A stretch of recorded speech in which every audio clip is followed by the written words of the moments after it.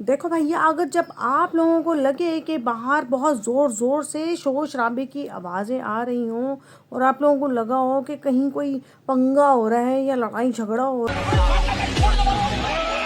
है, तो आप सबसे पहले क्या करते हैं, आप जल्दी से भाग के अपना कान लाने की कोशिश करते हैं कि यार ये किसके घर में हो रहा है, इसके घर में हो रहा है या उसके घर में हो रहा है, या बराबर वाले के घर से आवाज़ आ रही है या पड़ोसी के घर से, या नीचे वाले घर से आ रही है, या ऊपर वाले घर से आ रही है जहाँ छत पे। अबे भाई, किसी के घर से भी लड़ाई की झगड़े की आवाजें आ रही हो, तुम लोगों को क्या पंचायत है।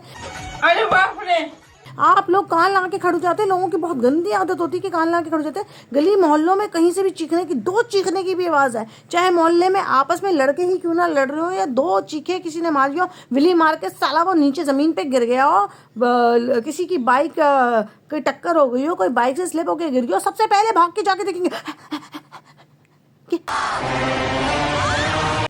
जल्दी आओ, तुम भी आओ, वो गिर गया, वो देखो वो गिर गया, वो लड़का गिर गया। और अगर किसी गली के अंदर कोने में से आवाज आ रही होगी चीखने चिल्लाने की, तो सबसे पहले जो फ्लैट की औरतें होती हैं जल्दी से भाग के आती हैं, जल्दी से इस तरह से आती हैं, इस तरह से जल्दी से ऐसे करके, ऐसे जल्दी से बन जाती है एकदम आपा टाइप की, ताकि कोई देख ना ले इनको, और खड़ी होके अरे समझ गई। ये तो बराबर वाले घर से आवाज आ रही है, इसने उसी के घर से आवाज आ रही है यार।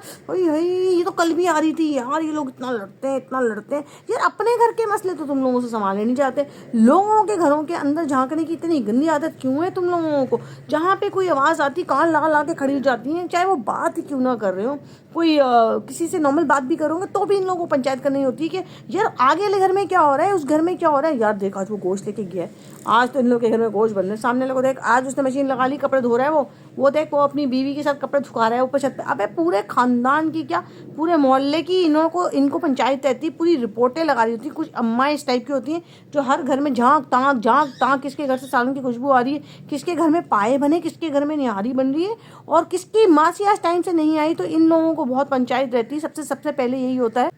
तो आपस में मोहल्ले में अगर आप रहते हैं तो इज्जत से रहे, सलाम दुआ रखें। लेकिन जैसे ही किसी मोहल्ले में या किसी आस पड़ोस में डाक डूक आवाज आती है, सबसे पहले कान लगा के सुनने के लिए तैयार हो जाती है कि क्या इसी के घर से आ रही है यार। पहले ही कंफर्म कर लेते हैं। और कुछ तो इतने बेशरम होते हैं यार, सुबह उठ के अगर मिल जाए बंदा तो उससे पूछ भी लेते हैं, रात को आपके घर से शोर की आवाज आ रही थी। शर्म आना चाहिए, तुमको डूब मरना चाहिए।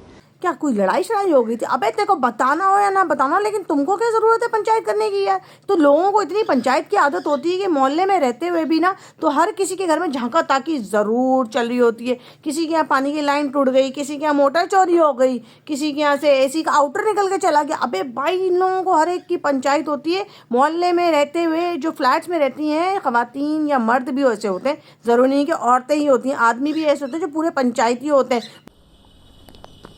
मोहल्ले में क्या हो रहा है सारी न्यूज़ घर में आके बताते होते हैं। और औरतें भी इसी तरह की होती हैं कि मोहल्ले भर की कहानियां लेके फिर आके घर में बताती हैं कि ये हुआ था, उसके घर में वो हुआ था।